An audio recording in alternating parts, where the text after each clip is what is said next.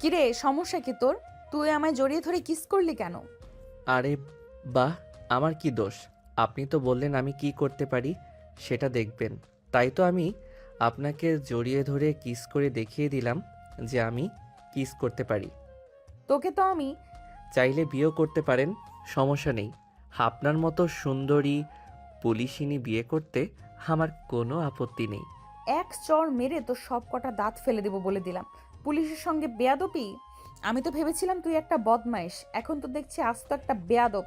সমস্যা নেই, চিন্তা করিস না। গারদের পেছনে নিয়ে গিয়ে 4-5টা বসালেই সব ঠিক হয়ে যাবে। ম্যাডাম, আপনার ক্ষমতা কতদূর জানি না, তবে আমার ক্ষমতা সম্পর্কেও মনে হয় আপনার কোনো আইডিয়া নেই।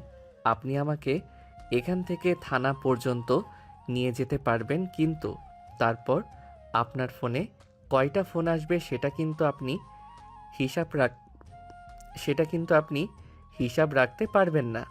তাই নাকি? আচ্ছা ঠিক আছে, তাহলে তো তোকে সেখানেই নিয়ে যেতে হয়। চল আমার সঙ্গে। কোথায় যাব? শ্বশুরবাড়ি নাকি? শ্বশুরবাড়ি গেলে তো আমি আগে থেকে প্রিপারেশন নিয়ে আসতাম। শ্বশুরবাড়িতে প্রথম যাব, খালি হাতে যাওয়া যায় নাকি? আপনি একটু ওয়েট করুন, আমি কিছু মিষ্টি নিয়ে আসি। মিষ্টি? আমি তোকে 14 শিকে ভরে ভেতরে তারপর খাওয়াবো। এই, তুই চল আমার সঙ্গে, তারপর তোর কি অবস্থা করি তুই সেটাই দেখতে পারবি। এই কথা বলে নেহা নিলয়কে হ্যান্ডকাপ পরিয়ে সেখান থেকে সোজা থানায় নিয়ে যেতে থাকলো। ভিউয়ার্স, আপনারা গল্পের আগাগোড়া কিছুই বুঝতে পারছেন না, তো চলুন আমি আপনাদেরকে বুঝিয়ে দিই। আমাদের গল্পের নায়ক নীল একটু আগে বাসা থেকে বের হয়ে বন্ধুদের সঙ্গে আড্ডা দিতে চাইছিল। তখনই হঠাৎ তার বাসার সামনে একটা পুলিশের গাড়ি এসে দাঁড়ালো। সে কিছু বুঝে ওঠার আগেই সেখান থেকে একটা মেয়ে পুলিশ বলে উঠল, এটা কি মিস্টার আবির চৌধুরীর বাড়ি? হ্যাঁ, এটা আবির চৌধুরীর বাড়ি, আর আমি তার ছেলে নীল চৌধুরী। আপনি কে? আর এখানেই বা কেন এসেছেন? আমার ড্রেস দেখে নিশ্চয়ই বুঝতে পারছেন আমি কি আর এখানে কেন এসেছি। এবার আপনি এটা বলুন, আপনি আজ ভার্সিটির ক্যাম্পাসের ঝামেলা কেন করেছেন? ও, এই ব্যাপারে কথা বলতে এসেছেন? যাই হোক, আপনি আমার বাসায় চলুন, আমরা বাসায় গিয়ে বসে তারপর কথা বলি। দেখুন, আমি রাস্তায় দাঁড়িয়ে কোনো মেয়ে মানুষ কিংবা অন্য কারোর সঙ্গে কথা বলতে পছন্দ করি না। তাহলে আমার সঙ্গে থানায় চল, তারপর সেখানে গিয়েই তোর সঙ্গে কথা বলি। কারণ একটা ক্রিমিনালের সঙ্গে আমার রাস্তায় দাঁড়িয়ে এত কথা বলতে কোনো ইচ্ছা করছে না। আমি ক্রিমিনাল সেটা আপনাকে কে বলেছে? আর আমাকে আপনার ক্রিমিনাল বলার সাহস হলো কি করে? আপনি জানেন আমি কে? আর কি আমার পরিচয়? তুই তো নিজেই তোর পরিচয় দিয়েছিস, তারপর আবার আমার জানার কি প্রয়োজন আছে? এখন তুই আমার সঙ্গে থানায় চল, তারপর সেখানে গিয়ে আমি আমার পরিচয়টা তোকে দিয়ে দেব। দেখুন ম্যাডাম, ভার্সিটিতে যা হয়েছে সেটা আমাদের বন্ধুদের মধ্যকার ব্যাপার, সেটা আমি মিটিয়ে নেব। তার জন্য আপনার সঙ্গে আমি থানায় যেতে পারবো না। কেসটা যেহেতু আমার হাত পর্যন্ত চলে এসেছে, সেহেতু তোকে থানা পর্যন্ত যেতেই হবে। তা না হলে আমি তোকে ছেড়ে যাচ্ছি না। আরে ম্যাডাম, বললাম তো আমি আপনার সঙ্গে যাব না। আমি এমন কোনো অপরাধ করিনি যার জন্য আমাকে থানা পর্যন্ত যেতে হবে। তাছাড়া যদি করেও থাকি তাহলেও সেটা আমি বাসায় বসে মিটিয়ে নিতে পারবো। তার জন্য থানায় যাবার কোনো প্রয়োজন নেই। তোকে তো আমি বললাম আমি তোকে নিয়ে যেতে এসেছি, তাই আমি তোকে সঙ্গে নিয়ে যাব। তারপর যা হয় সেটা আমি বুঝবো। এখন তুই আমার সঙ্গে চল। এই ম্যাডাম, আপনি কি কানে শুনতে পান না নাকি? আপনাকে আমি কতবার বলেছি আমি যাব না আপনার সঙ্গে থানায়। আমি দেখি আপনি কি করেন। তুই যেতে না চাইলে আমি তোকে তুলে নিয়ে যাব, তারপর আমি দেখি তুই কি করতে পারিস। কথাটা বলে দেরি হলো। নীল নেহাকে জড়িয়ে ধরে কিস করতে দেরি করলো না। আর তারপর তো যা হলো সেটা আপনারা দেখতে পেলেন। তো ভিউয়ার্স, চলুন কথা না বাড়িয়ে মূল গল্পে ফিরে আসা যাক। আসলে গতকাল আমাদের গল্পের নায়ক নীল সকালবেলা ঘুম থেকে উঠে ভার্সিটিতে যায়। আর ভার্সিটি গিয়ে দেখতে পাই কিছু ছেলে পেলে ভার্সিটির ভিতরে নেশা করছে। আর এটা দেখে তার একদমই সহ্য হলো না। তাই সে সঙ্গে সঙ্গে ওই ছেলেগুলোকে ইচ্ছে মতো মারতে থাকলো। তখনই সেখানে এসে ভার্সিটির প্রিন্সিপাল উপস্থিত হয় আর নীলকে বলে, কি কি ব্যাপার নীল, কি হয়েছে? তুমি ওদের এভাবে মারছো কেন? স্যার, এদের সাহস কি করে হয় ভার্সিটি ক্যাম্পাসে এসে নেশা করার? ওরা জানে না ক্যাম্পাসে সবাই পড়াশোনা করতে আসে। এখানে ওরা কেন নেশা করবে? আর মেয়েদেরকে ওরা অনেক সময় টিজ করে, তাই আমি ওদেরকে একটু উচিত শিক্ষা দিয়েছি। হ্যাঁ, সেটা না হয় বুঝলাম, কিন্তু আমার মনে হয় ওদের সঙ্গে তোমার এভাবে ঝামেলায় যাওয়াটা ঠিক হয়নি। কারণ ওরা প্রায় সময় ভার্সিটি ক্যাম্পাসে এসে নেশা করে, মেয়েদেরকে উত্ত্যক্ত করে। আমি ওদের গার্ডিয়ানের কাছে বিচার দিয়েও কোনো ফল পাইনি, কারণ ওরা নাকি এরকমেরই। আমার মনে হয় তুমি ওদের সঙ্গে ঝামেলা করে একটু ভুলই করে ফেলেছো। স্যার, আমি কখনোই ভুল আর সঠিক চিন্তা করে কোনো কাজ করি না। তাছাড়া আপনার কোন অর্থে মনে হচ্ছে আমি ভুল কিছু করেছি? ওরা ভার্সিটির ক্যাম্পাসে নেশা করবে, এটা কি সঠিক? ভার্সিটিটা তোর বাবার নয় যে এখানে কিছু করতে হলে তোর কাছে কৈফিয়ত দিতে হবে। এখানে আমাদের যা করতে মন চায় আমরা তাই করব।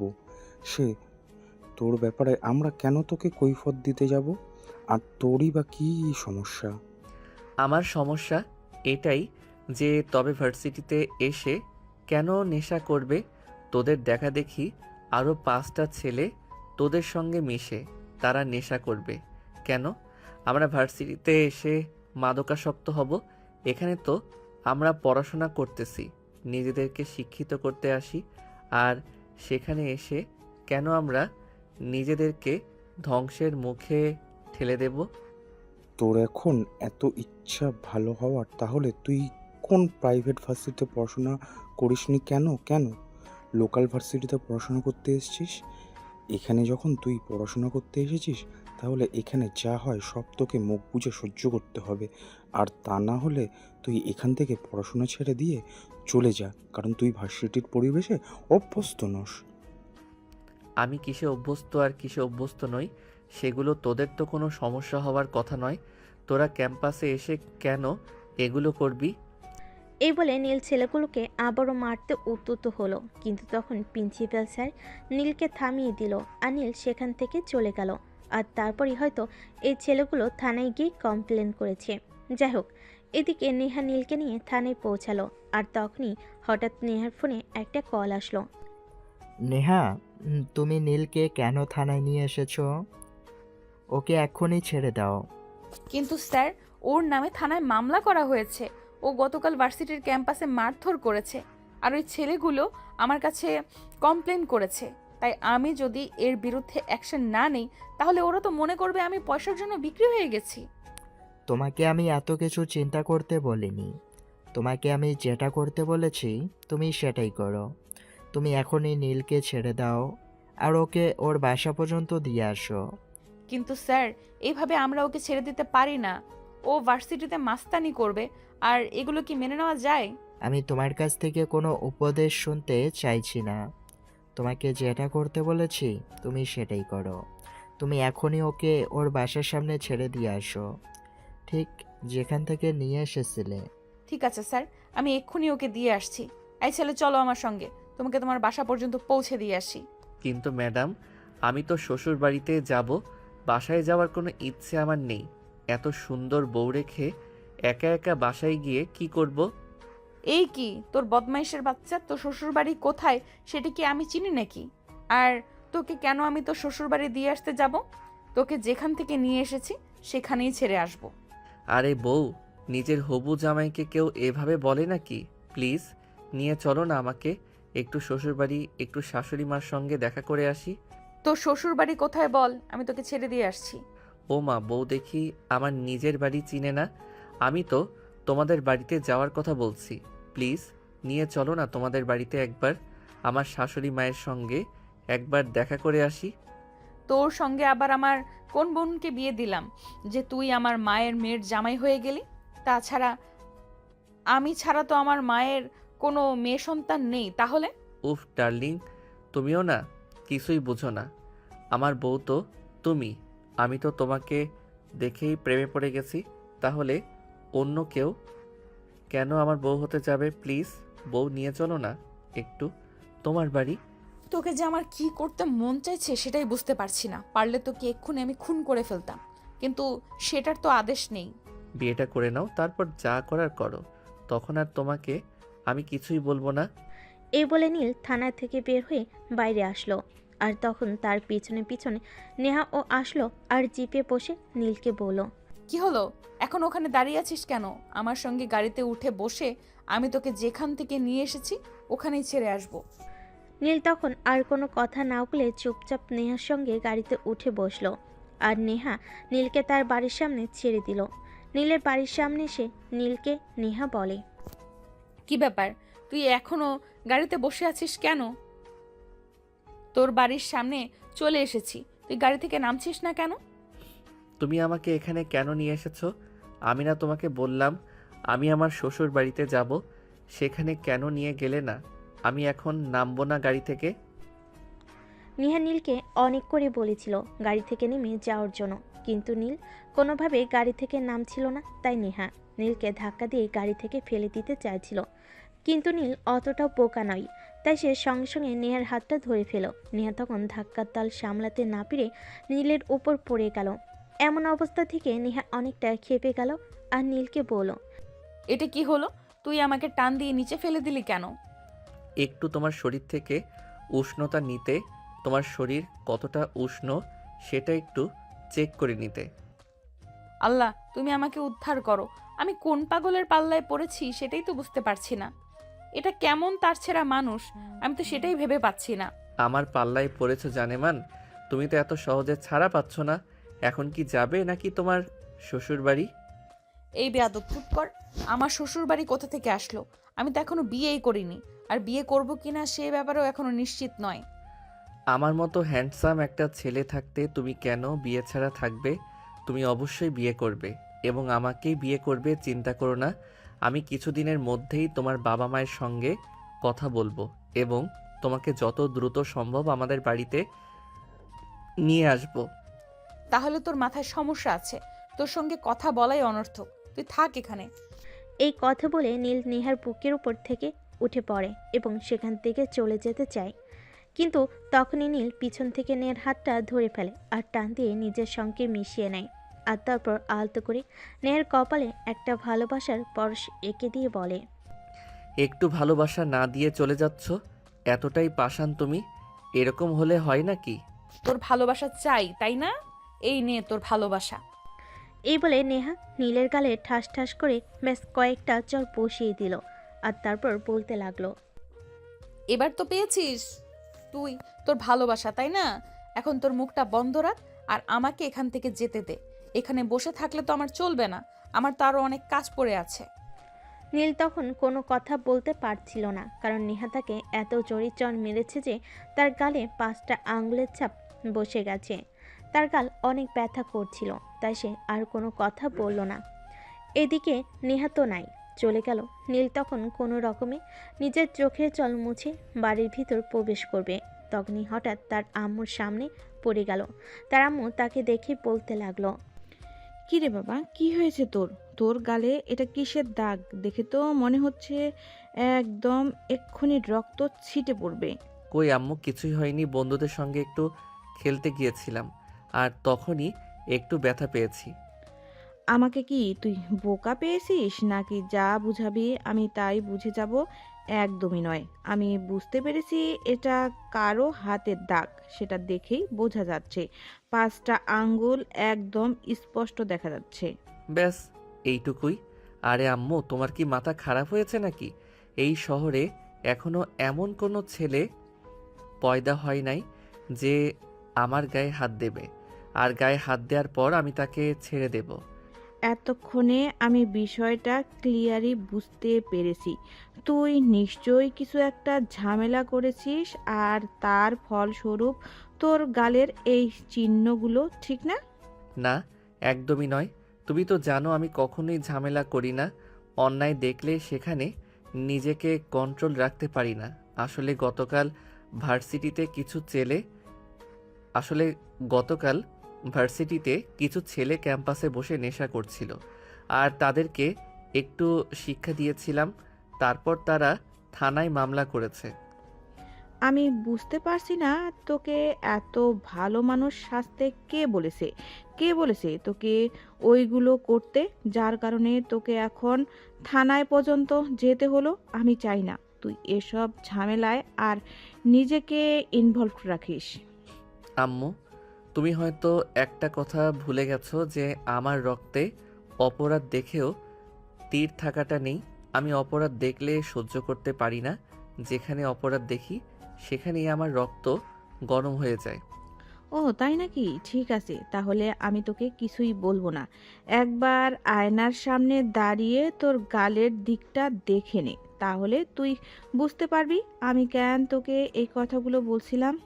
নীল তখন আর কোনো কথা না বলে চুপচাপ নিজের রুমে চলে গেল আর বিছানায় শুয়ে ঘুমিয়ে পড়ল। সে যখন ঘুম থেকে উঠল তখন আনুমানিক রাত 8টার মতো বাজে। বিছানা থেকে উঠে সে ফ্রেশ হতে ওয়াশরুমে চলে গেল। ওয়াশরুম থেকে এসে যেই না সে আয়নার সামনে দাঁড়ালো, নিজের চেহারা সে নিজেই চিনতে পারছে না।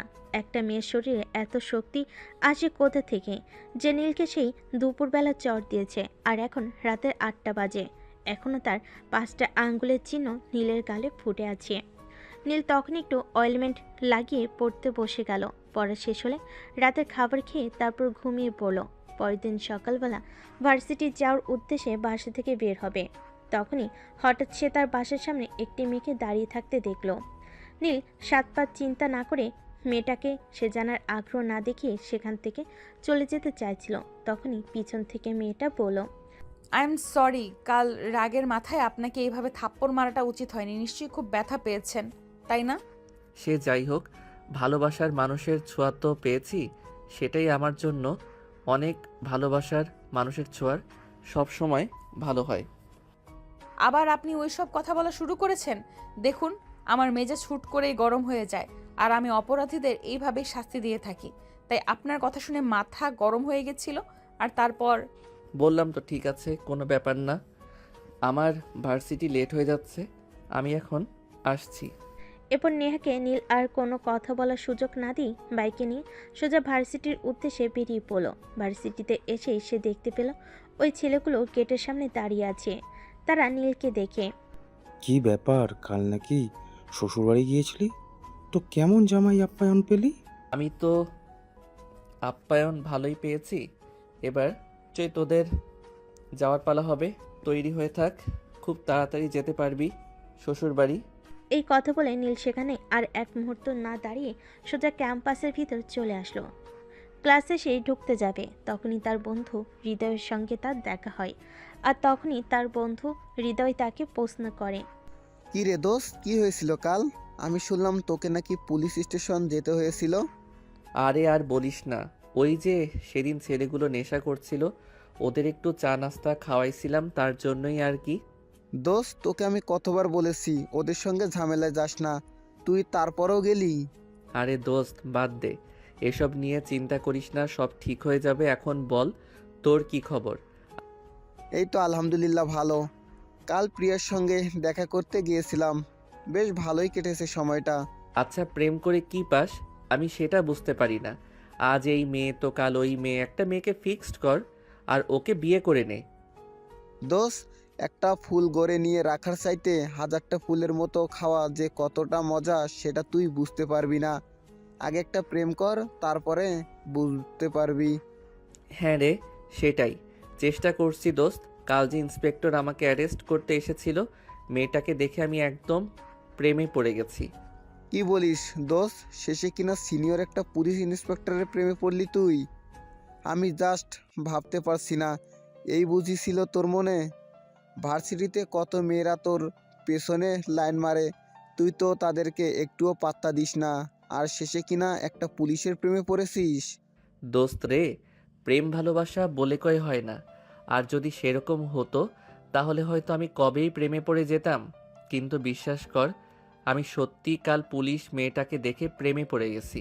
আচ্ছা ঠিক আছে, এখন ক্লাসে চল, ক্লাসের টাইম হয়ে গেছে। আর হ্যাঁ, একটা কথা, আজ কিন্তু আবার একটা নতুন মুরগি পটাতে যাব, তুই যাবি নাকি আমার সঙ্গে? না রে দোস্ত, এসব আমার আর ভালো লাগে না। আজ এই মেয়ের সঙ্গে প্রেম করবি তো কাল ওই মেয়ের সঙ্গে, এসব আর কত? এসব এবার বন্ধ কর, আমার ভালো লাগে না। এই বলে নীল ক্লাসরুমে ঢুকে গেল। অতঃপর ভার্সিটি শেষ হলে সে বাসায় আসে। বাসায় এসে দুপুরে খাবার খাবে। তখনই তার আব্বু বাসে আসলো আর তাকে বলল, কি ব্যাপার নীল, তোমার পড়াশোনা কেমন চলছে? আর তোমার আম্মুর কাছে শুনেছিলাম তুমি নাকি কাল থানায় গিয়েছিলে, কি ব্যাপার বলো তো শুনি। আব্বু আসলে সেরকম কোনো ব্যাপার নয়, বাদ দাও ওসব। আমি ওর ব্যাপারে কথা বলতে চাই না। তোমার ব্যবসার কি অবস্থা? ব্যবসা কেমন চলছে? এই তো আলহামদুলিল্লাহ অনেক ভালো। তোমাকে একটা কথা বলার ছিল।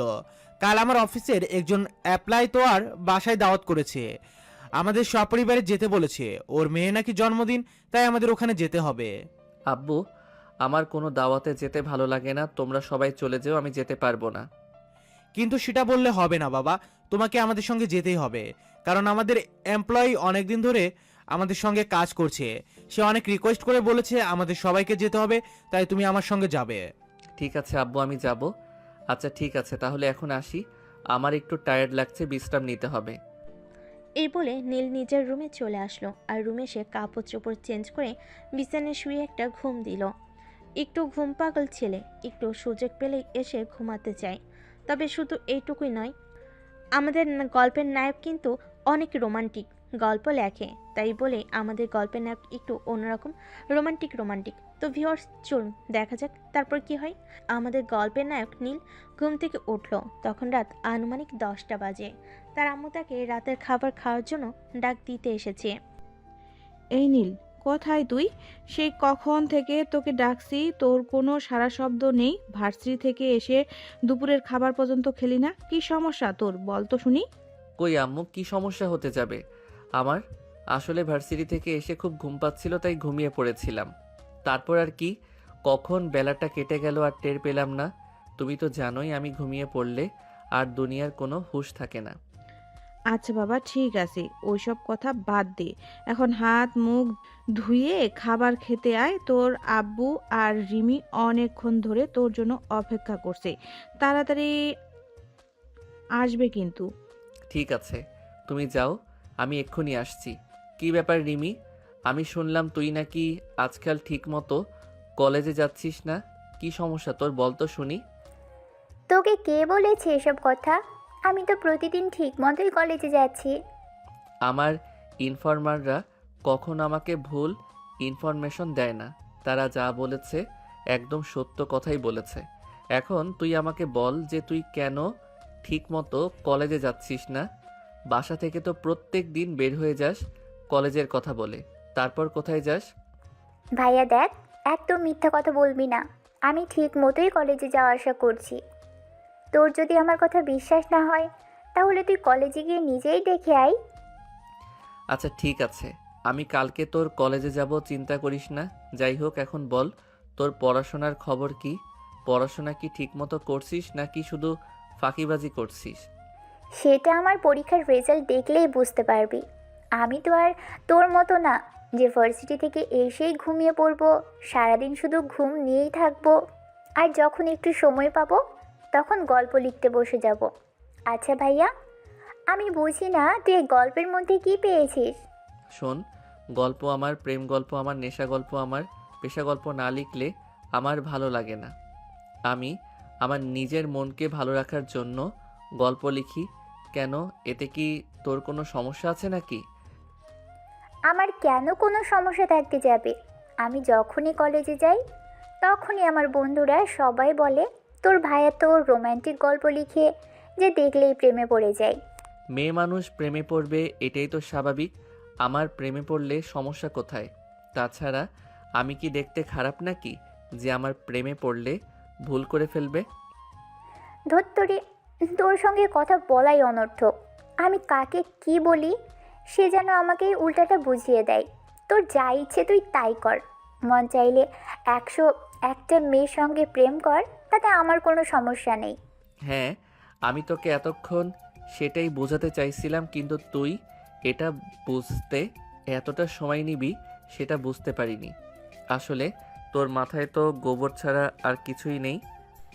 এই বলে নীল শয়তানি মার্কা একটা হাসি দিয়ে সেখান থেকে খাওয়া শেষ করে নিজের রুমে চলে গেল। তারপর আর কি, ঘুম তো হয়েই গেছে। এখন রাত 2টো নাগাদ চলবে গল্প লেখা। কিন্তু সেদিন হলো অন্যরকম একটা কিছু। নীল সেদিন একটা গল্প লিখছিল রাগী পুলিশকে নিয়ে, আর সেই গল্প লিখতে লিখতে একদম তার রাত পেরিয়ে সকাল হয়ে গেল। গল্প লেখা শেষ হলে সে ঘড়ির দিকে তাকিয়ে দেখল তখন সকাল প্রায় 8টা বেজে গেছে। তাই সে বিছানায় না থেকে ওয়াশরুমে চলে গেল। তারপর ফ্রেশ হয়ে নাস্তা করে ভার্সিটির উদ্দেশ্যে রওনা দিল। সেদিন ভার্সিটি শেষ করে বাসে আসতে তার আব্বু তাকে বলল, কি ব্যাপার নীল, তোমাকে না বলেছিলাম আজ ভার্সিটি যাবার কোনো প্রয়োজন নেই, আমরা একটা দাওয়াতে যাব। তুমি জানো আমরা সবাই কতক্ষণ ধরে তোমার জন্য ওয়েট করছি। আই এম সরি আব্বু, আসলে আমার মনে ছিল না, সমস্যা নেই, তোমরা ওয়েট করো, আমি আসছি। আই এম সরি আব্বু, আসলে আমার মনে ছিল না, সমস্যা নেই, তোমরা একটু ওয়েট করো, আমি এক্ষুনি আসছি। হ্যাঁ, সেটাই তো। তুই ভার্সিটিতে গিয়ে ইতরামি করবি আর সব সময় আমাদেরকে কোনো কাজে লেট করাবি। ঠাস করে কানের নিচে 2টা দিলেই সব ফুটুর ফুটুর বন্ধ হয়ে যাবে। তুই সব সময় এত কথা বলিস কেন বলতো? আমার সঙ্গে তোর কত জন্মের শত্রুতা, বল শুনি। দেখলে তো আব্বু, সব সময় তোমার ছেলে আমার সঙ্গে এরকম আচরণ করে।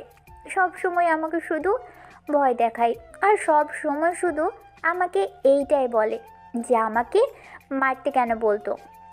দয়া করে তোরা দুজন তোদের ঝগড়া বন্ধ কর। আর নীল, তুমি যদি তাড়াতাড়ি রেডি হয়ে আয়, তা না হলে সত্যি এখন লেট হয়ে যাবে।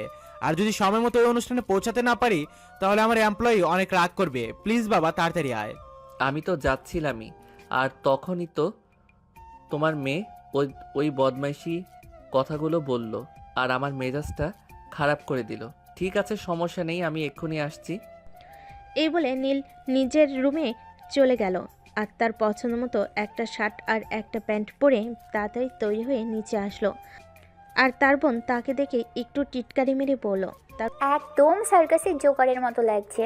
সত্যি, তোর বুঝি আর কোনো জামা কাপড় নেই, শেষে কিনা এগুলো পরতে হলো।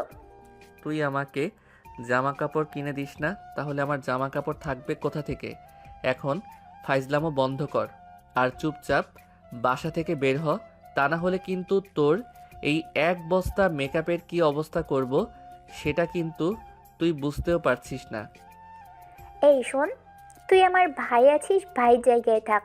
কখনো আমার মেকআপ নিয়ে কোনো কথা বলিস না। আমি একটু সাজুগুজু করতে ভালোবাসি, তাই সবসময় একটু সাজুগুজু করে থাকি। এতে তোর এত সমস্যা কেন? সমস্যা থাকতো না, সমস্যা শুধু এই কারণেই যে তুই আমাদের পয়সাগুলো অকারণেই নষ্ট করছিস আটা ময়দার পেছনে। তবে একটা কথা তোকে বলি, আমার বউটা কিন্তু ন্যাচারাল সুন্দরী, যাকে আমি এই বাড়িতে বিয়ে করে নিয়ে আসবো, তাকে দেখলেই তুই একদম ফিদা হয়ে যাবি। জানি না কোন শাকচুন্নিকে তুই নিয়ে আসবি, আর সে কি না হবে সুন্দরী। শোন, আমি একমাত্র সুন্দরী যে কিনা মেকআপ ছাড়াই অনেক সুন্দরী, কিন্তু আমি সাজতে পছন্দ করি, তাই সাজি। হইছে, শেওড়া গাছের পেতনি কিনা বলে সেও নাকি সুন্দরী। ঠিক আছে, তোরা দুজনে এখানে ঝগড়া কর, তোদেরকে যেতে হবে না, আমিও গেলাম না। আগে তোদের ঝগড়া শেষ কর, তারপর যদি সময় হয় তাহলে যাব, নয়তো আর যাবই না। সরি আব্বু, সরি। তোমার মেয়েটা সব সময় কেন আমার সঙ্গে এরকম করে বলো তো? তোদের এসব ঝগড়াঝাটি না হয় বাসায় ফিরে তারপর শোনা যাবে। এখন দয়া করে তোরা দুজন আমার সঙ্গে চল। তারপর নীল আর কোনো কথা না বলে তার আব্বুর সঙ্গে বের হয়ে গেল। প্রায় 30 মিনিটের মতো সময় লাগলো সেখানে গিয়ে পৌঁছাতে। বিশাল বড় একটা বাড়ির সামনে গিয়ে গাড়ি দাঁড় করিয়েছে। দেখে মনে হচ্ছে কোনো এক কোটিপতির বাড়ি, কিন্তু ভিতরে গিয়েই দেখা যাক সেটা কেমন কোটিপতি বাড়ি। এত বড় বাড়ির মালিক কিনা নীলের বাবার অফিসের এমপ্লয়ি। তো ভিউয়ার্স, চলুন ভিতরে গিয়ে দেখি। বাড়ির ভিতরে যেতেই মধ্যবয়সী একজন ভদ্রলোক নীলের আব্বু এবং তাদের ফ্যামিলির সবাইকে সাদরে সম্ভাষণ জানালো এবং সবাইকে ভিতরে এসে বসতে বলল। নীল তার আব্বুর পিছনে পিছনে ভিতরে আসলো। হ্যাঁ, বাড়িটাকে চারিদিকে চোখ বুলিয়ে একটু ভালো করেই পড়া শেষ করে নিয়েছিল। তখনই হঠাৎ তার চোখ আটকে গেল একটা দেওয়ালে আটকানো ছবির উপর। নীল তখন ওই ভদ্রলোককে জিজ্ঞাসা করলো, uncle, if you don't mind, may I ask you a question? হ্যাঁ বলো। ওই যে ওয়ালে যে মেয়েটার ছবি আটকানো আছে, ওই মেয়েটাকে? ওটা ওটা আমার মেয়ে নেহা, ওরই তো আজকে জন্মদিন। তুমি ওয়েট করো, আমি নেহাকে ডেকে দিচ্ছি। এই বলে নেহার আব্বু নেহাকে ডাকতে থাকলো। নেহা তখন নিজের রুমে বসে তৈরি হচ্ছিল। নিজের রুমে থেকে সে তার আব্বুকে উত্তর দিল। আব্বু আমি এখনো তৈরি হচ্ছি, তুমি 2 মিনিট ওয়েট করো, আমি 2 মিনিটে আসছি। হ্যাঁ মামনি, তুমি একটু তাড়াতাড়ি আসো। তোমাকে বলছিলাম না, আমার অফিসের বস তার ফ্যামিলি নিয়ে তোমার জন্মদিনের ইনভাইটেশনে আসবে, তারা এসে গেছে, একটু তাড়াতাড়ি আসো।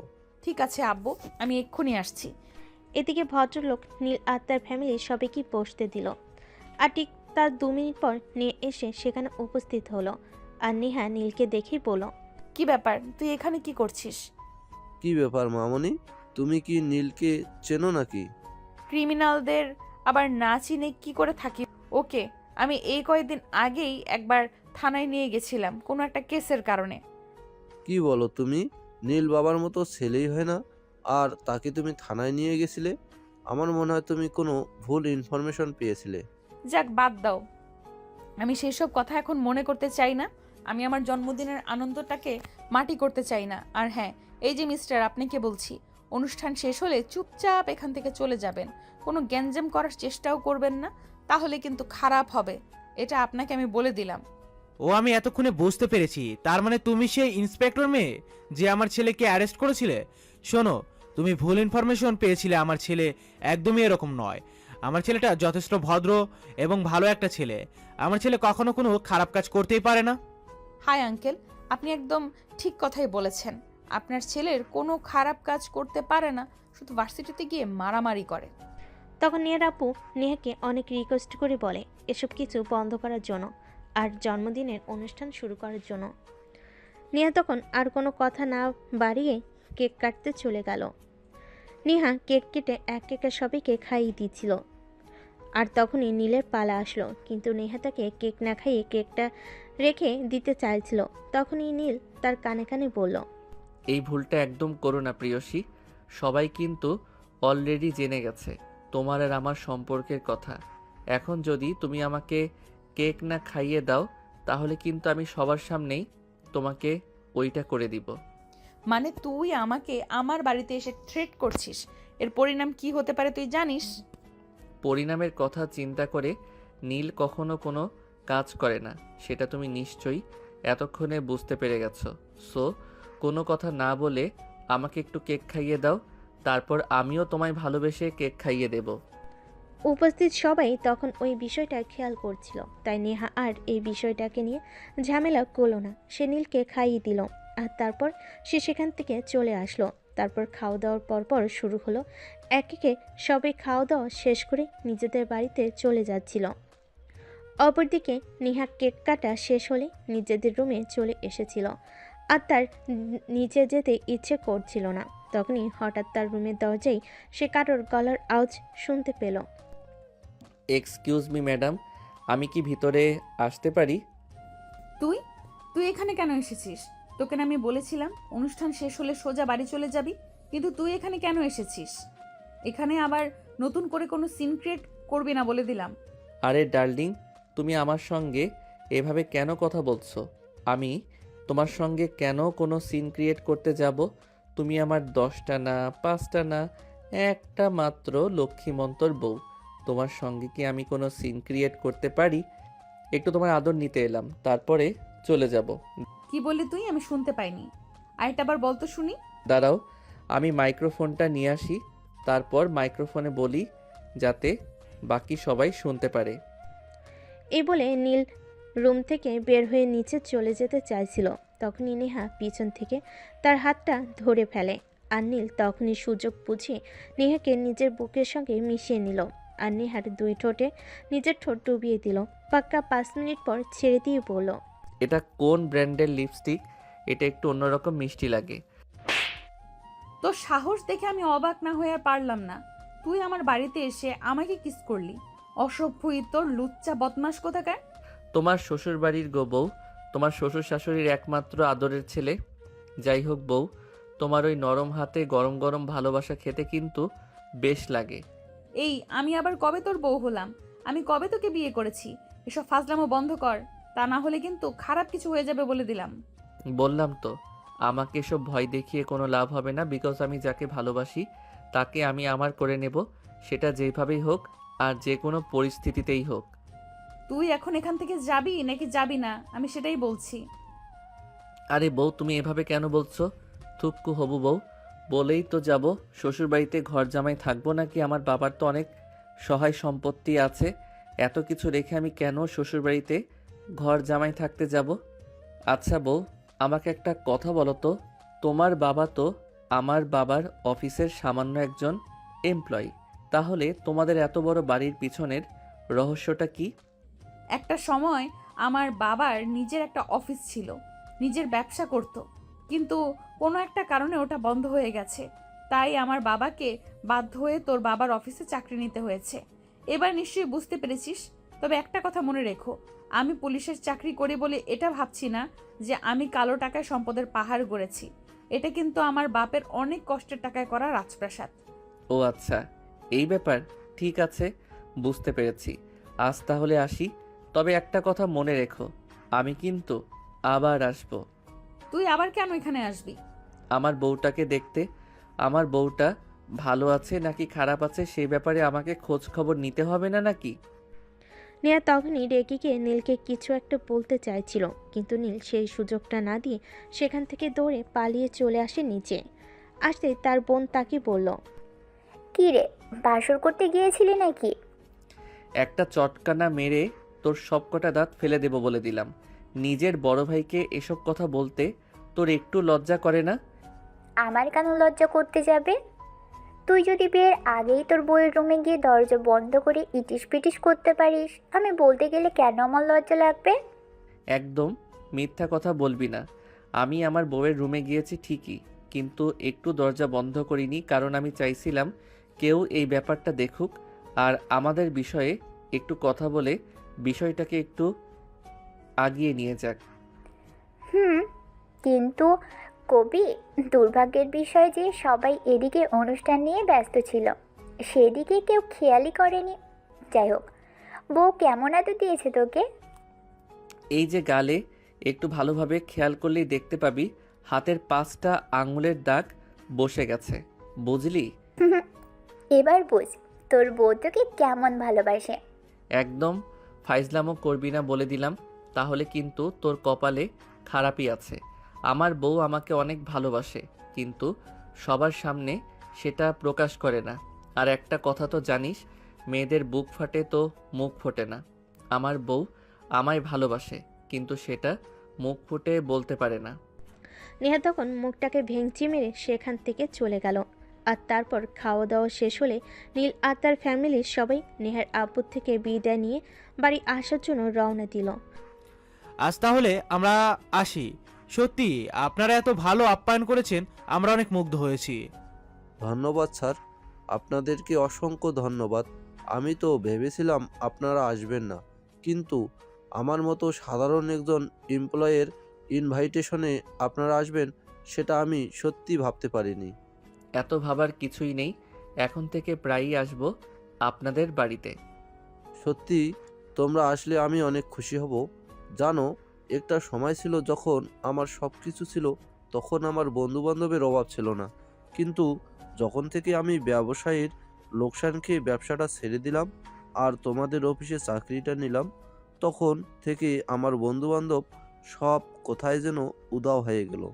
আপনি চিন্তা করবেন না, আমরা আছি আপনার পাশে। আমরা সব সময় আপনার পাশে থাকব। আর একটা কথা, আমি সত্যি বলছি, আমি কিন্তু প্রায়ই আপনাদের এখানে আসব। ঠিক আছে বাবা, তুমি এসো, আমার বাড়ির দরজা সব সময় তোমার জন্য খোলা থাকবে। ঠিক আছে শ্বশুর আব্বা, আসি তাহলে। হ্যাঁ এসো, কিন্তু তুমি কি জানি বললে, আমি বুঝতে পারলাম না। কই না তো, কিছুই বলিনি, বললাম আসি, অন্য একদিন দেখা হবে। হ্যাঁ আমরা আসি। আর হ্যাঁ, আপনাকে একটা কথা বলছি, আগামী মাসে কিন্তু আমার ছেলেরও জন্মদিন আছে। তখন কিন্তু আমরা বিশাল অ্যারেঞ্জমেন্ট করে একটা পার্টি করব। সেখানে কিন্তু আপনারা সপরিবারে যেতে হবে, এই যেমন আমরা আসলাম ঠিক তেমন করে। ঠিক আছে স্যার, আপনি ইনভাইট করবেন আর আমরা যাব না, এমনটা হতে পারে নাকি? আমি আমার ফ্যামিলির সবাইকে নিয়ে আপনার ছেলের জন্মদিনে যাব। তারপর নেহার আব্বুর কাছ থেকে বিদায় নিয়ে তারা সবাই মিলে বাসায় চলে আসলো। নিজেদের রুমে এসে কাপড় চোপড় চেঞ্জ করে বিছানায় ঘুমোতে যাবে, ঠিক তখনই রিমি তার রুমে আসলো আর বলল, কিরে, কেমন ভালোবাসে তোর বউ তোকে? চলে আসার সময় বিদায় জানাতে পর্যন্ত আসলো না। এই শোন, আমার বউ আমাকে কেমন ভালোবাসে সেটা তোকে জানতে হবে না। আর আমার বউ কেন সবার সামনে আমাকে বিদায় জানাতে আসবে? আমার বউয়ের লজ্জা করে না বুঝি? ওরে বাবারে, কি লজ্জাবতী বউ তোর! আমি তো সেটাই ভেবে পাচ্ছি না। আচ্ছা, সেটা দেখা যাবে, আগে আসুক তো বাড়িতে। এ বলে রিমি সেখান থেকে চলে গেল। আর এদিকে নীল বিছানায় শুয়ে ঘুমিয়ে পড়ল। এরপর চলে গেল 1 মাসের বেশি সময়। দেখতে দেখতে নীলের জন্মদিন চলে আসলো। নীলের বাবা অনেক বড় করে একটা পার্টির আয়োজন করেছে, আর সেখানে নেহার ফ্যামিলিকে ইনভাইট করা হয়েছে। তাছাড়া শহরের গণ্যমান্য ব্যক্তি থেকে শুরু করে অনেকে ইনভাইট করা হয়েছে। নেহা, তোমাকে বলছিলাম না আমাদের অফিসের এমডি স্যার ওনার ছেলের জন্মদিনে আমাদেরকে সপরিবারে ইনভাইট করেছে, সেখানে যেতে হবে। তুমি আম্মু আর রিয়াকে নিয়ে চলে যাও, আমি যেতে পারবো না। আমার অফিসের একটা কাজ আছে, আমাকে সেটা করতে হবে। তোমার অফিসের কাজ তুমি পরে করবে। এমডি স্যার আমাদের দাওয়াত দিয়েছেন, মানে তুমি বুঝতে পারছো? ওনার ছেলের জন্মদিন বলো কথা। তোমার জন্মদিনে ওনাদেরকে ইনভাইট করেছিলাম, ওনারা আসবে সেটা আমি আশা করিনি, তারপর ওনারা এসেছেন। আর এখন ওনার ছেলের জন্মদিনে আমাদেরকে ইনভাইট করছে, সেখানে না গেলে মনে হয় আমার চাকরিটাও থাকবে না। তোমাকে তো আমি বলেছি তুমি চাকরিটা ছেড়ে দাও। এখন আমি চাকরি করছি, মোটামুটি ভালো টাকার মাইনে পাই, সেটা দিয়ে আমাদের সংসার ভালো করে চলে যাবে। শুধু সংসার খরচ চললে হবে না রে মা। তোরা দুইটা বোন, তোদের ভবিষ্যৎ বলেও তো একটা কথা আছে।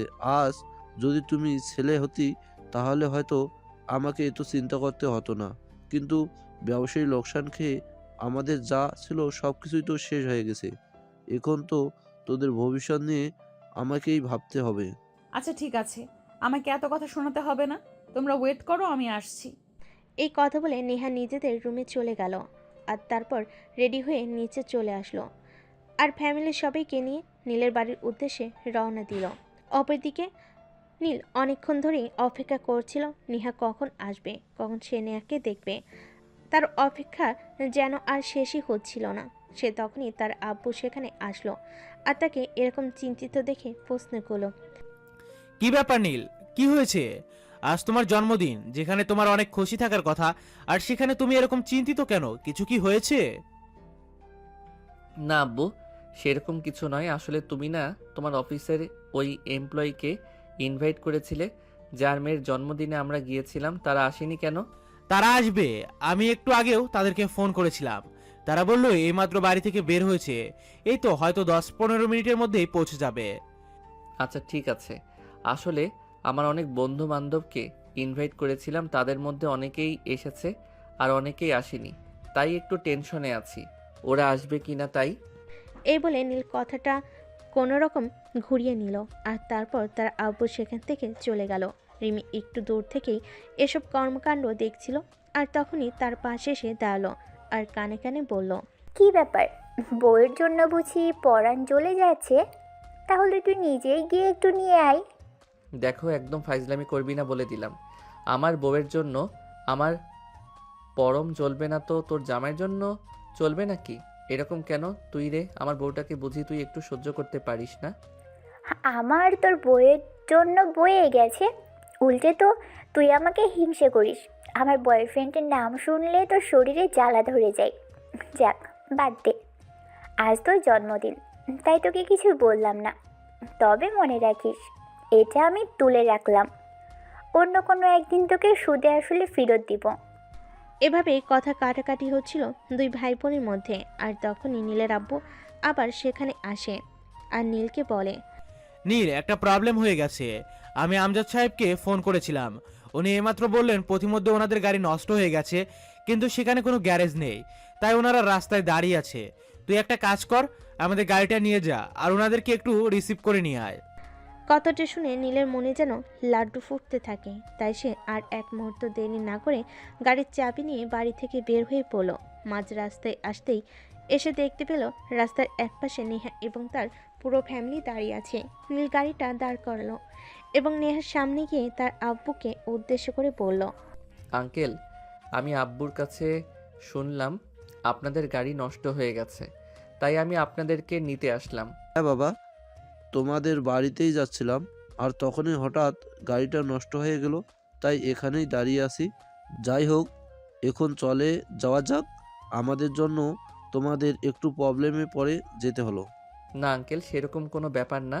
আপনার জন্য কেন আমরা প্রবলেমে পড়ব? আমি তো খুশি মনে আপনাদেরকে নিতে এসেছি। চলুন প্লিজ। অতঃপর এক একে সবাই গাড়িতে উঠে বসলো, কিন্তু পিছনে 4 জনের জায়গা হচ্ছিল না। তখনই নেহার আব্বু নেহাকে বলে, নেহা, তুমি নীলের সঙ্গে সামনের সিটে বসো, আমরা 3জন পিছনে বসি।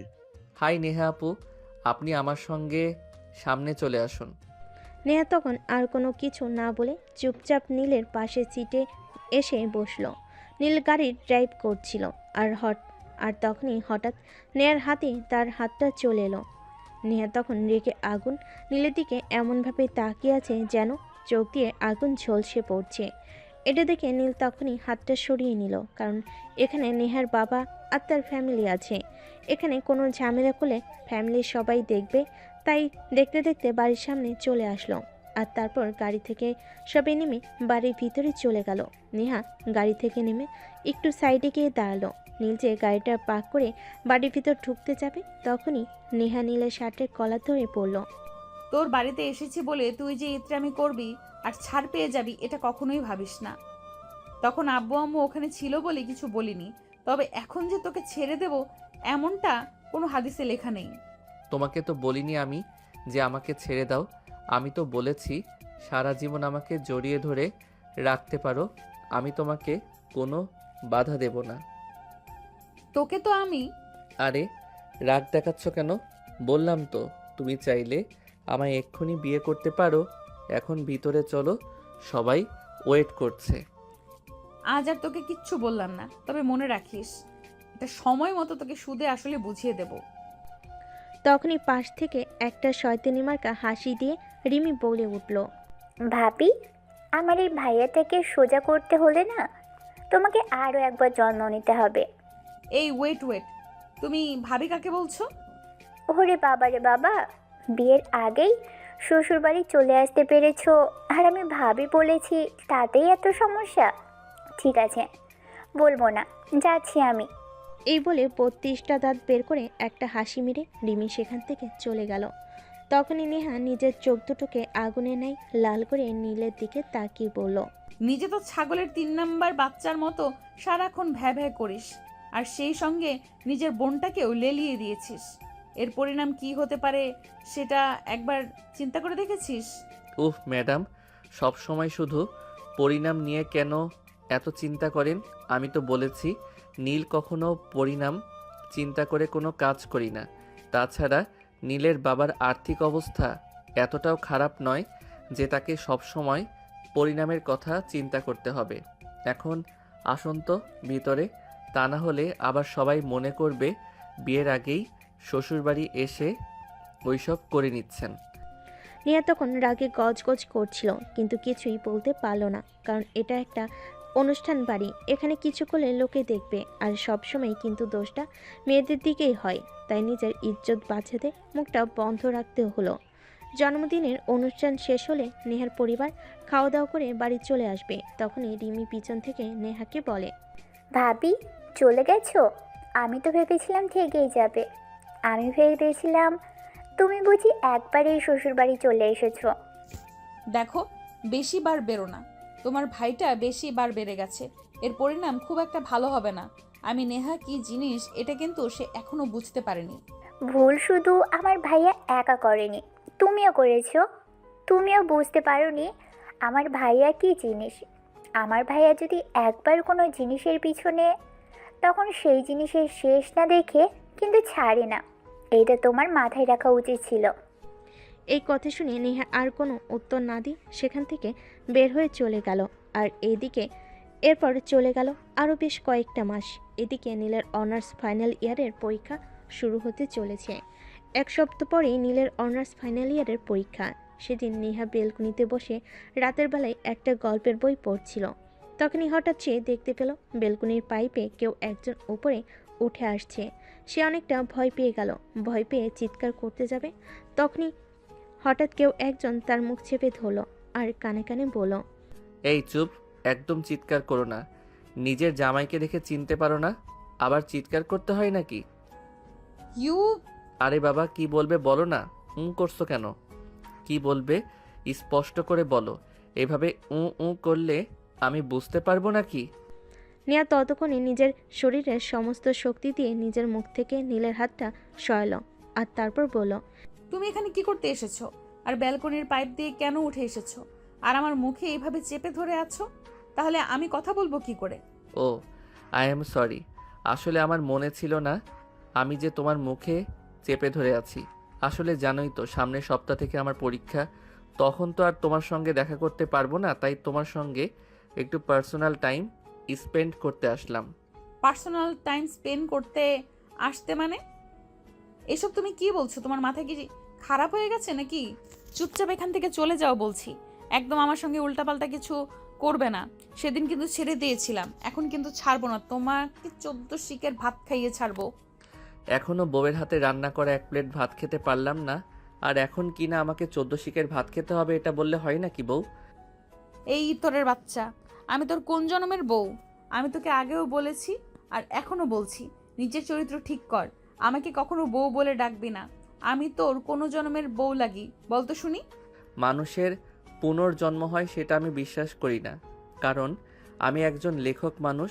আমাদের লেখক মনা মানুষগুলো সবসময় বর্তমান আর ভবিষ্যৎকে বিশ্বাস করি, কিন্তু অতীত বলতে কিছু থাকতে পারে না আমাদের জীবনে। কেন থাকতে পারে না? অতীত বলতে কিছু পুনর্জন্ম হয় না? সেটা তোকে কে বলেছে? কেউ আমাকে বলেনি, তবে আমি বিশ্বাস করি। আর আমার মতো যারা লেখক তারা সবাই বিশ্বাস করে পুনরায় জন্ম বলতে কিছুই হয় না। যা আছে সবটাই বর্তমান আর ভবিষ্যৎ। কারণ অতীত শুধু মানুষকে কষ্ট দেয়। যেই অতীত মানুষকে কষ্ট দেয় সেই অতীত আমার মতো লেখক মনা মানুষগুলো ভুলে থাকতে চায়। তোর সঙ্গে কোনো কথাই বলতে চাই না। চুপচাপ এখান থেকে চলে যা, তা না হলে কিন্তু খারাপ কিছু হবে বলে দিলাম। যা হবে তা পরে দেখা যাবে, কিন্তু তোমার হাতের বইটা যে আমার লেখা সেটা কি তুমি জানো? আমার এখনো মাথা খারাপ হয়নি, আমি এখনো সম্পূর্ণ সুস্থ আছি। এটা আমার পছন্দের লেখকের লেখা বই। হ্যাঁ, তুমি হয়তো ভাবছো এটা তোমার পছন্দের লেখকের বই, কিন্তু মূলত এই বইটার লেখক আমি। আর আমি আমার লেখা বইয়ে আমার ছদ্মনাম ইউজ করি। সেটা তুমি আমার ফেসবুক প্রোফাইলে ঢুকলেই দেখতে পাবে, সেখানে আমার নাম দেওয়া নিলয় আহসান। আমি যেমন ফেসবুকে আমার ছদ্মনাম ইউজ করি, তেমনি আমার লেখা সমস্ত বইয়েও আমি আমার ছদ্মনাম ইউজ করি। এই বলে নীল মোবাইলটা নেহার দিকে এগিয়ে দিল আর নেহা মোবাইল হাতে নিয়ে দেখল সত্যি নীলের ফেসবুক আইডির নাম নিলয় আহসান। তখনই সেই আইডিটা ঢুকে পড়ল আর আইডিতে ঢুকে বেশ কয়েকটা গল্প পড়ল, যেগুলো সে প্রায় ফেসবুকে পড়ে এবং নীল অনেক দিন ধরেই তার ফেসবুক ফ্রেন্ড লিস্টে রয়েছে। তখন সে অবাকের যন্ত্রসীমে পৌঁছে গিয়ে পড়ল, আমি তোমার এতদিনের ভক্ত, কিন্তু কোনো দিনও তোমার আসল পরিচয়টা জানতেই পারলাম না। এটা হয় নাকি?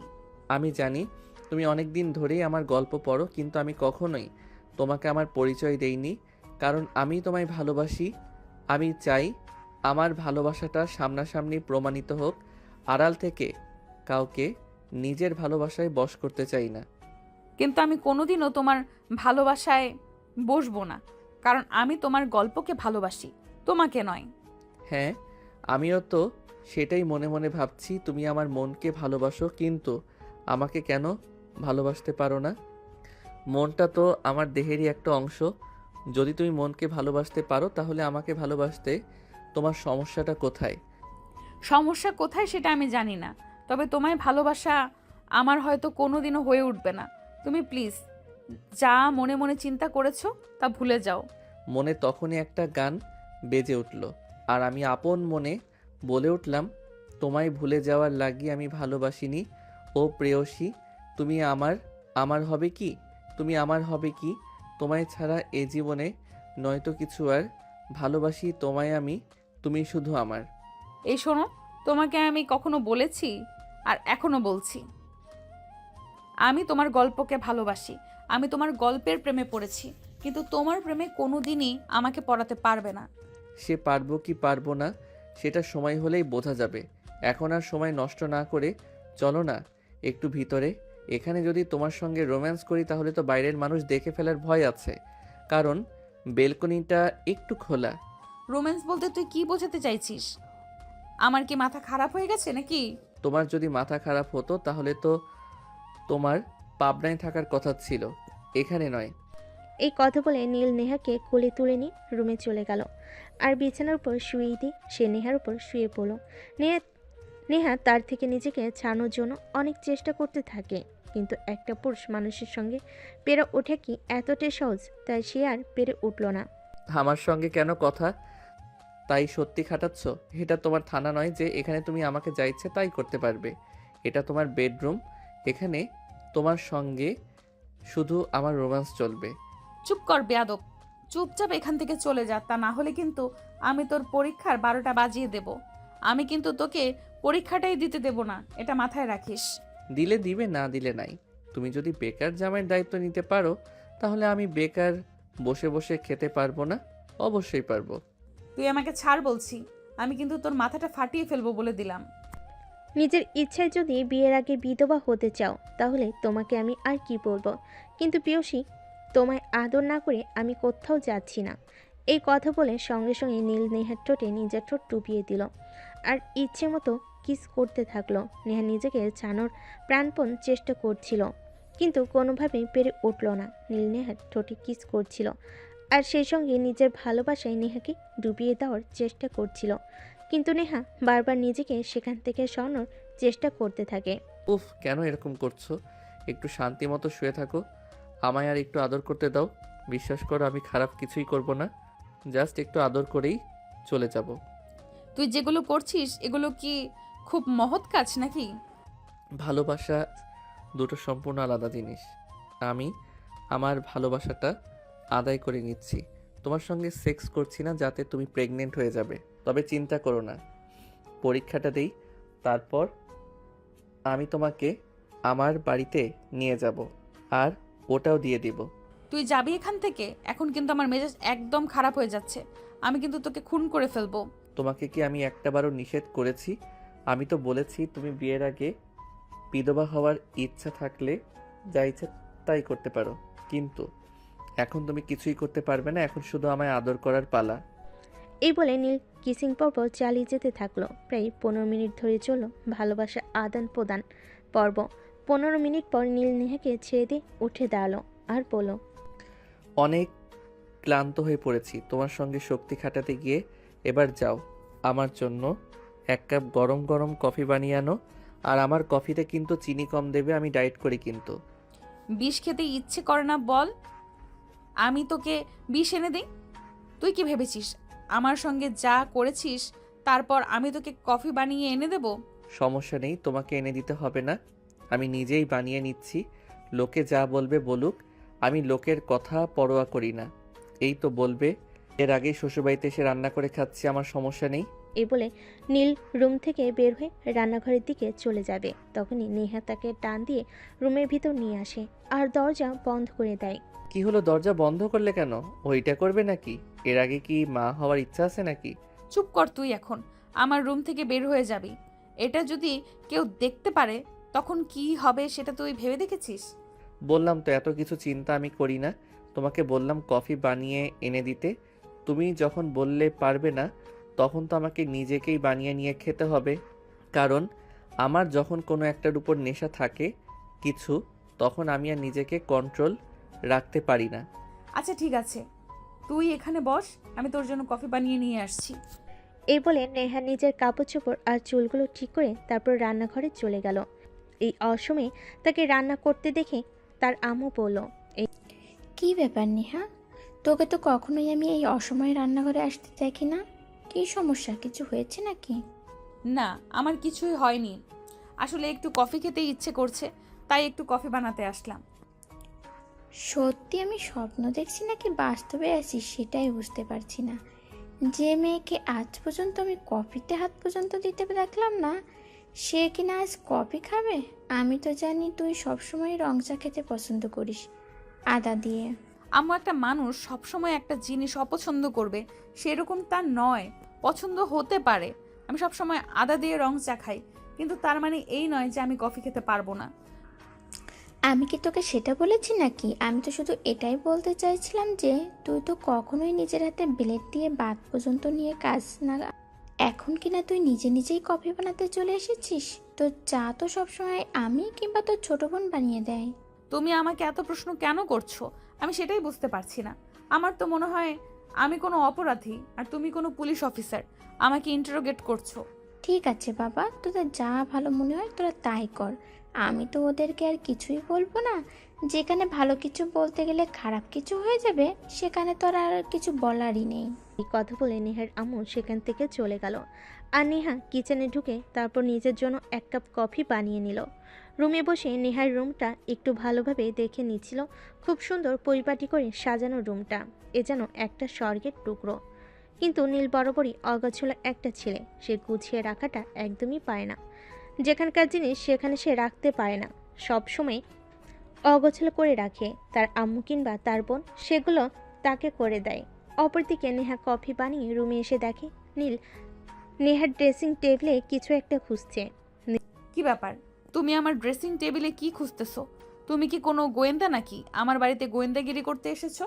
আরে না, সেরকমটা কেন হবে? আমার বউটা কতটা সাজুগুজু পছন্দ করে সেটাই দেখছিলাম একটু খুঁচিয়ে খুঁচিয়ে। আসলে আমি সাজুগুজু করা মেয়েদের একদমই পছন্দ করি না। আমি চাই আমার বউ ন্যাচারাল সুন্দরী হোক আর সবসময় প্রাকৃতিকভাবেই সুন্দর হয়ে থাকুক। এই শোনো, আমি না পুলিশে চাকরি করি, আর আমার না সব সময় ওই আটা ময়দা মাখার সময় হয়ে ওঠে না। তাই আমি সব সময় সিম্পলি থাকা পছন্দ করি। কিন্তু তার মানে এই নয় যে আমি পছন্দ করি না মেয়ে মানেই সাজুগুজু পছন্দ করে। আর একটা কথা, মেয়ে মানুষ শাড়ি চুড়ি গহনা এগুলো যতটা পছন্দ করে, নিজের স্বামীকেও ততটা পছন্দ করে না। এটা তোমার জেনে রাখা উচিত। ও আচ্ছা, এই ব্যাপার তাহলে। আচ্ছা ঠিক আছে, সমস্যা নেই।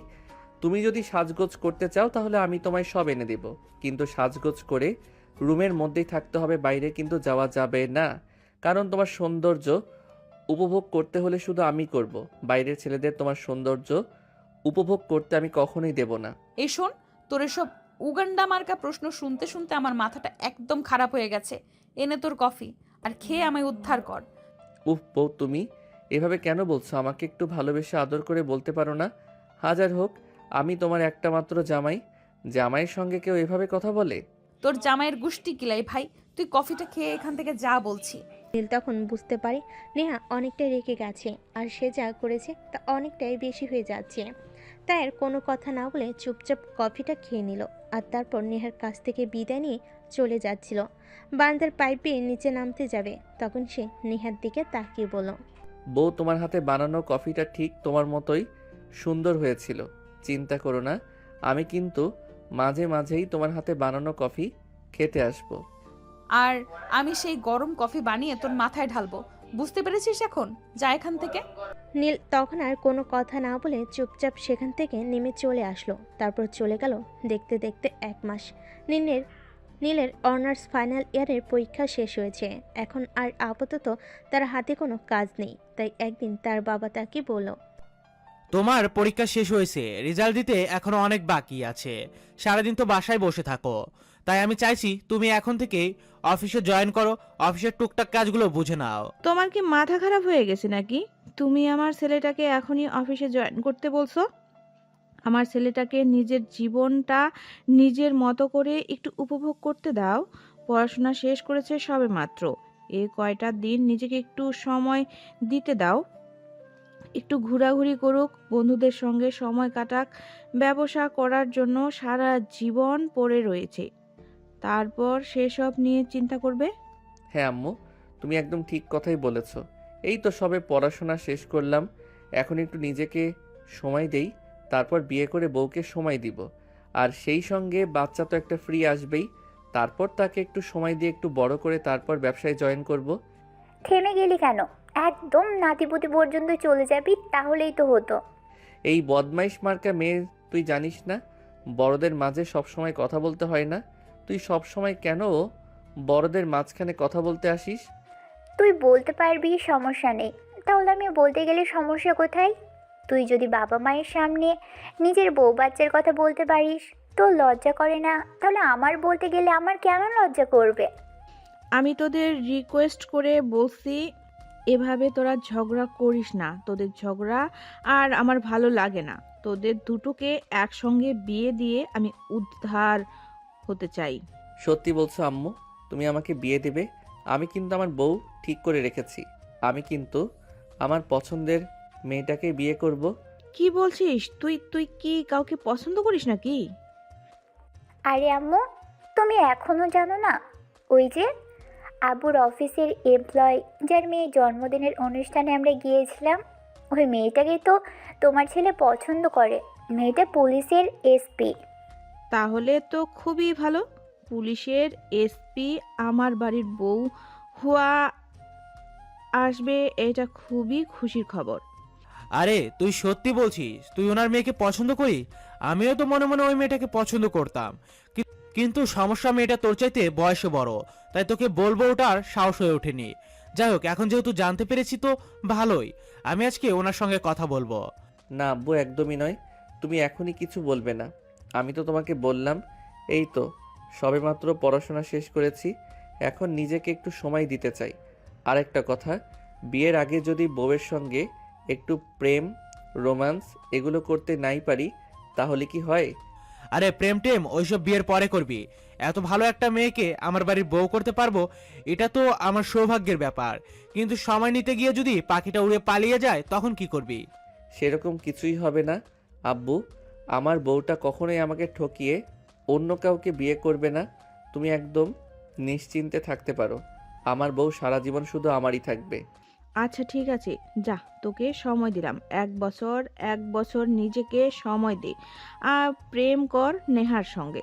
সম্পর্কটা ভালো করে নে, তারপর তোদের দুজনের বিয়ে দিয়ে দিব। ঠিক আছে আম্মু, থ্যাংক ইউ সো মাচ। এই কথা বলে নিজের রুমে চলে আসলো আর মোবাইল নিয়ে গল্প লিখতে বসে গেল। কারণ এখন আপাতত তার হাতে আর কোনো কাজ নেই, শুধু গল্প লেখা ছাড়া। লিখতে লিখতে কখন যে রাত হয়ে গেল সেটা তার খেয়ালই ছিল না। তখনই হঠাৎ তার নেহার কথা মনে পড়লো, তাই সেই মোবাইল বের করে নেহার নাম্বারে ফোন দিল। আসসালামু আলাইকুম, কে বলছেন? আর এত রাতে কেন ফোন করেছেন? কোনো ইমার্জেন্সি কেস আছে নাকি? কেসটা তো খুবই ইমার্জেন্সি, কিন্তু ম্যাডাম সমস্যা হলো আপনি যে নিজের জামাইকে চিনতে পারেন না, সেটাই। মানে কি? আপনি কাকে ফোন করেছেন? আমি তো সেটাই বুঝতে পারছি না। আমি তোমার জামাই বলছি গো। এবার নিশ্চয়ই চিনতে পেরেছো।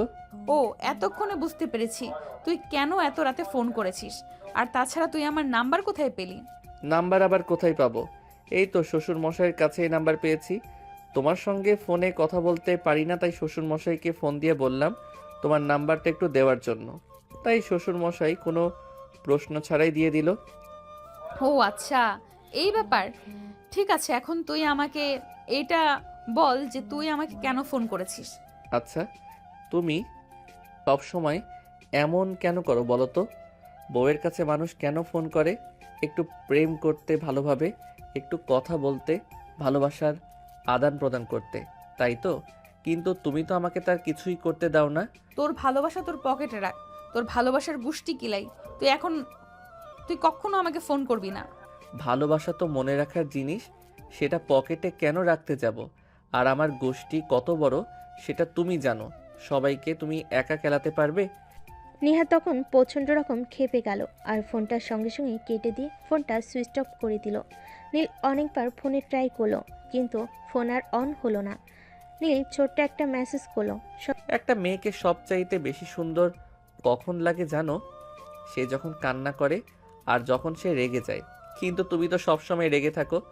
এভাবে সবসময় রাগ করে থাকতে হয় না, মাঝে মধ্যে একটু হাসি খুশি থাকতে হয়, তাহলে ভালো লাগে। বুঝতে পেরেছো? নিজেকে কেন তুমি এরকম রসকসহীন করে তুলেছো? জীবনটা উপভোগ করো। জীবনটা উপভোগ করবার জন্য সকালবেলা ঘুম থেকে উঠে ফোনটা অন করতেই এই মেসেজটা নেহার চোখে পড়ল। তার মেজাজ এতটাই খারাপ হয়ে গেল যে সঙ্গে সঙ্গে সে মোবাইলটা থেকে সিমটা খুলে সিমটা ভেঙে ফেলল। সকাল 10টার দিকে সে থানার দিকে যাচ্ছিল, তখনই হঠাৎ একটা বাইক তার পথ আগলে দাঁড়ালো। এই কি ব্যাপার? কে আপনি? আর আমার পথ আটকে দাঁড়িয়েছেন কেন? তোমার ফোনটা সুইচ অফ কেন বলছে সেটা বলো আমাকে। তুই জানো না তোমার সঙ্গে কথা বলতে না পারলে আমার নিঃশ্বাস বন্ধ হয়ে আসে? তুমি কি জানো আমার কতটা কষ্ট হয়েছে সারাটা রাত? এত কিছু জানার তো আমার কোনো প্রয়োজন নেই। আপনার যদি কোনো সমস্যা থাকে তাহলে আপনি থানায় আসুন, আমি সেখানে বসে আপনার সঙ্গে কথা বলছি। আপাতত আমার পথ ছাড়ুন। ছাড়বো না, দেখি তুমি কি করতে পারো। এখন তুমি পুলিশের পোশাক পরা আছো, এখন তো তোমার ক্ষমতা আছে। আমি তোমার ক্ষমতাটাই দেখতে চাই। তুই আমার ক্ষমতা দেখবি? আচ্ছা ঠিক আছে, দাঁড়া, আমি তোকে আমার ক্ষমতা দেখাচ্ছি। এই বলে নেহা তৎক্ষণাৎ নীলের শার্টের কলার ধরে টেনে গাড়িতে নিয়ে উঠল। আর তারপর এক হাতে গাড়ির ড্রাইভ আর অন্য হাতে নীলের শার্টের কলার ধরে রাখলো। আরে জান পাখি, আমি তোমাকে ছেড়ে কোথাও যাব না। তুমি আমার গলাটা ছেড়ে গাড়ি ড্রাইভ করো, তা না হলে কিন্তু গাড়ি উল্টে গিয়ে খাদে পড়ে যাবে। গেলে যাক, তাতে আমার কি? মরলে তুই মরবি। আমি মরে গেলে তো তুমি বিধবা হয়ে যাবে। তুমি কি চাও বিয়ের আগে বিধবা হতে? এই তোর মুখটা বন্ধ করে এখানে বসে থাক, না হলে কিন্তু আমি সত্যি সত্যি গাড়িটা খাদে ফেলে দেব আর তোকে মেরে ফেলবো। নীল তখন আর কোনো কথাই বলল না, চুপচাপ গাড়িতে বসে রইল। কারণ সে খুব ভালো করেই জানে নেহা রেগে গেলে যা ইচ্ছে তাই করতে পারে, তাই চুপ থাকাই ভালো অপশন। নেহা যদি রেগে গিয়ে গাড়িটাকে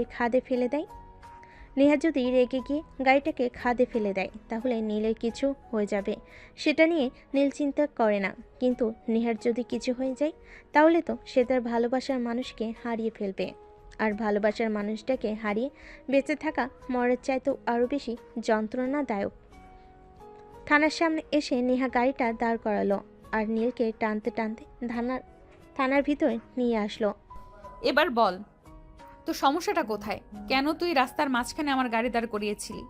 আমি তো তোমাকে অনেক দিন আগেই আমার সমস্যার কথা জানিয়ে দিয়েছি, তাহলে তুমি আমার সমস্যাটা সমাধান করে দিচ্ছ না কেন? হ্যাঁ, আমি তো তোর সেই সমস্যাটার কথা জানতে চাইছি। কি তোর সেই আন্তর্জাতিক সমস্যা? ওই যে ভালোবাসি, তোমায় বিয়ে করতে চাই, আমার বউ বানাতে চাই। আমি মরে গেলেও তোকে বিয়ে করব না, এটাই আমার শেষ কথা। মরে গেলেও তোমাকে আমারই বউ হতে হবে, কারণ আমি তোমায় ভালোবাসি। দুনিয়াতে আমি কতটুকু পুণ্যের কাজ করেছি জানি না, কিন্তু যতটুকু করেছি তার বিনিময়ে যদি আল্লাহ আমাকে দিতে চায় তাহলে আমি আল্লাহর কাছে তোমাকে চেয়ে নিব। এই কথা বলে নীল থানা থেকে বের হয়ে সোজা বাসে চলে গেল। আর তারপর বাসে গিয়ে সে তার আম্মুকে বলল, আম্মু, আমি বিয়ে করব। বিয়ে করবি সেটা তো খুবই ভালো কথা। আমরা তো কবেই বলেছিলাম নেহাকে আমাদের বাড়ির বউ বানিয়ে নিয়ে আসি, কিন্তু তুই তো বলছিলি তুই আগে নেহার সঙ্গে প্রেম করবি, ভালো একটা সম্পর্ক তৈরি করবি, নিজেদেরকে সময় দিবি, ভালো একটা আন্ডারস্ট্যান্ডিং করবি, তারপর বিয়ে নিয়ে চিন্তা ভাবনা করবি। কিন্তু হঠাৎ এমন কি হলো? কি হলো আর কি হয়নি সেসব ব্যাপারে আমি তোমাদেরকে কিছুই বলতে পারবো না। শুধু আমি জানি আমি নেহাকে বিয়ে করব, এবং আমি যে নেহাকে বিয়ে করেছি সেটা যেন নেহা কোনোভাবে জানতে না পারে, কারণ আমি এইটুকু বুঝতে পেরেছি। আর যাই হোক, নেহা জেনে শুনে আমাকে বিয়ে করবে না, আমিও আমার ভালোবাসাকে হারাতে পারবো না। তাই নেহাকে না জানিয়ে আমি নেহাকে বিয়ে করতে চাই। ও আচ্ছা, এই ব্যাপার। ঠিক আছে, কোনো সমস্যা নেই। আমি আজকেই তোর আব্বুকে নিয়ে নেহার আব্বুর সঙ্গে কথা বলতে যাব, আর তারপর সব ব্যবস্থা করে আসব। অতঃপর নীল সেখান থেকে সোজা নিজের রুমে চলে গেল। আর একটু পরে নীলের আম্মু নীলের আব্বুর অফিসে গেল আর সেখানে গিয়ে নীলের আব্বুর সঙ্গে কথা বলল। ঠিক আছে, কোনো সমস্যা নেই, তুমি দাঁড়াও, আমি এক্ষুনি নেহার আব্বুকে ডেকে আনছি আর এখানে সব কথা বলছি। এই বলে সঙ্গে সঙ্গে নেহার আব্বুর নাম্বারে ফোন দিল এবং নিজের কেবিনে ডেকে নিল। তারপর বলতে লাগলো, আমি তোমার সঙ্গে কিছু কথা বলতে চাই। হ্যাঁ স্যার, বলুন না, কি ব্যাপার, কথা বলতে চান? তুমি হয়তো এটা এতক্ষণে জেনে গেছো যে আমার ছেলে নীল তোমার মেয়ে নেহাকে পছন্দ করে, কিন্তু তোমার মেয়ে আমার ছেলেকে পছন্দ করে না। তাছাড়া তুমি তো জানোই আমি আমার ছেলের কোনো আবদার আজ পর্যন্ত অপূর্ণ রাখিনি, তাই আমি তোমার মেয়েকে আমার বাড়ির বউ বানিয়ে রাখতে চাই। আমার মেয়ে আপনাদের বাড়ির বউ হবে, এটা তো আমার খুবই ভাগ্যের ব্যাপার। কিন্তু আমার মেয়ে তো আপনার ছেলেকে চাইতে বয়সে বড়, এটা নিয়ে কোনো প্রবলেম হবে না? ওসব নিয়ে তোমাকে চিন্তা করতে হবে না, আমার ছেলে তোমার মেয়েকে ভালোবাসে, আর আমাদের কাছে আমার ছেলের ভালোবাসাটাই সবচাইতে আগে। কে বয়সে বড় আর কে বয়সে ছোট সেসব নিয়ে আমাদের তেমন কোনো মাথা ব্যথা নেই। আমার ছেলে যাকে নিয়ে ভালো থাকবে আমরাও ভালো থাকবো। কিন্তু স্যার, আমি যতদূর জানি আমার মেয়ে আপনার ছেলেকে একটুও পছন্দ করে না। এমনকি আপনার ছেলেকেও সহ্যও করতে পারে না। আমি দূর থেকে যতটুকু শুনেছি এই বললাম আর কি। হ্যাঁ, তুমি একদম ঠিকই শুনতে পেয়েছো। তোমার মেয়ে আমার ছেলেকে একদমই সহ্য করতে পারে না। কিন্তু কি করব বলো? আমার ছেলেটা যে তোমার মেয়েকে বড্ড বেশি ভালোবাসে। তোমার মেয়েকে ছাড়া সে অন্য কোনো কিছু কল্পনাই করতে পারে না। তাই তোমার মেয়েকে আমার বাড়ির বউ বানিয়ে আনা ছাড়া আর কোনো উপায় নেই। আপনার ছেলের সঙ্গে আমার মেয়ের বিয়ে দিতে আমার কোনো আপত্তি নেই, কিন্তু আমার মেয়ে কি রাজি হবে? সেই জন্যই তো তোমাকে আলাদা করে ডেকে এনে কথা বলা। তুমি তোমার মেয়েকে কোনোভাবেই জানাবে না যে তোমার মেয়ের বিয়ে আমার ছেলের সঙ্গে, সবটাই গোপন রাখবে। কিন্তু পরে যখন সব জানতে পারবে তখন তো বিশাল একটা ঝামেলা বাঁধবে। তখন কি হবে? আঙ্কেল, সেসব নিয়ে আপনাকে চিন্তা করতে হবে না। পরে যেটা হবে আমি সামলে নেব। আপনারা শুধু বিয়ের ব্যবস্থা করুন। অতপর সেদিন বিকেলবেলা নেহার আব্বু যখন বাড়িতে আসলো তখন নেহাকে নীলের পরিচয় গোপন রেখে বিয়ের কথা জানালো। আর বিয়ের কথা শুনে নেহা এক কথাতেই রাজি হয়ে গেল। সে তার আব্বুকে সম্মতি জানিয়ে দিল, কারণ সে নীলের অত্যাচারে এতটাই অতিষ্ঠ হয়ে পড়েছিল যে কোনোভাবেই হোক নীলের হাত থেকে তার মুক্তি পাওয়া একটা নেশা হয়ে দাঁড়িয়েছিল। তাই সে তার আব্বুকে বলে, আমি রাজি, তুমি যার সঙ্গে বিয়ে দিবে আমি তাকেই বিয়ে করতে রাজি আছি, আমার কোনো প্রবলেম নেই। বেচার নীলের হাত থেকে মুক্তি পাওয়ার জন্য এতটাই দেওয়ানা হয়ে উঠেছিল যে সে কার সঙ্গে বিয়ে করছে বা কাকে বিয়ে করছে সেটা জানার কোনো আগ্রহই দেখালো না। যেভাবেই হোক তার নীলের হাত থেকে মুক্তি পাওয়া চাই, এটা দেখে নেহার ফ্যামিলির সবাই এবং মেয়েদের সবাই অনেকটাই নিশ্চিত হলো যে নেহা কার সঙ্গে বিয়ে হচ্ছে সেটা জানতে চাইল না আর তার সঙ্গে দেখা করতে চাইল না। দেখতে দেখতে বিয়ের দিন ঘনিয়ে আসলো। বিয়ের সমস্ত আয়োজন শেষ করে নেহাকে নীলদের বাড়িতে নিয়ে আসা হয়েছে। আসলে বিয়ের আনন্দে নেহা এতটাই মাতোয়ারা ছিল যে সে কোথা থেকে কোথায় আসলো কিছুই বুঝতে পারল না। তাছাড়া বিয়ের পুরোটা অনুষ্ঠান সে নীলের বাড়ির কাউকেই দেখেনি, আর নীল মুকুট পরা ছিল তাই নেহা বুঝতে পারেনি। তবে সবটাই যে ভালোভাবে কেটে যাবে তেমনটা তো নয়। আর এখানেও ঠিক সেরকমটাই হলো। নেহাকে নীলের চাচাতো বোনেরা বাসর ঘরে রেখে গেল। আর কিছুক্ষণ পরেই নীল বাসর ঘরে প্রবেশ করলো। দরজাটা বন্ধ করে দিয়ে নেহার সামনে এসে দাঁড়ালো। নেহা তখন বিছানা থেকে নেমে নীলকে পা ছুঁয়ে সালাম করতে যাবে, তখনই প্রিয়তমা, তোমার জায়গা আমার পায়ে নয়, আমার বুকে। কথাটা শুনেই নেহা 360 ভোল্টেজের শখে নীলের চেহারার দিকে তাকিয়ে বলল, কিরে, তুই এখানে কেন? এখানে কি করছিস? আর কিভাবে এলি? আমার বাড়িতে আমি কি করে আসবো? তাছাড়া এটা বাসর ঘর, এখানে আমি ছাড়া কে আসবে?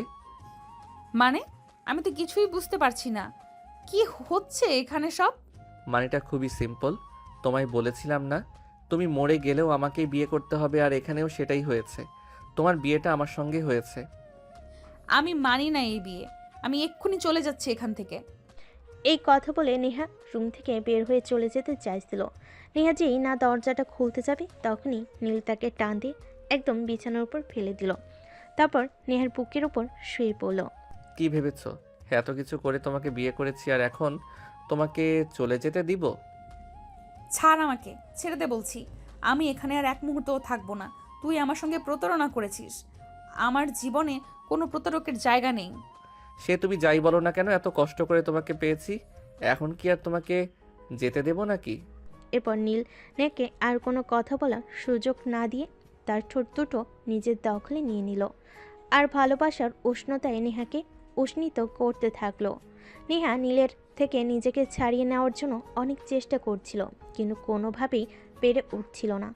অপরদিকে নিজের সমস্তটা উজাড় করে নেহাকে তার ভালোবাসার পরিপূর্ণতা দিতে শুরু করলো।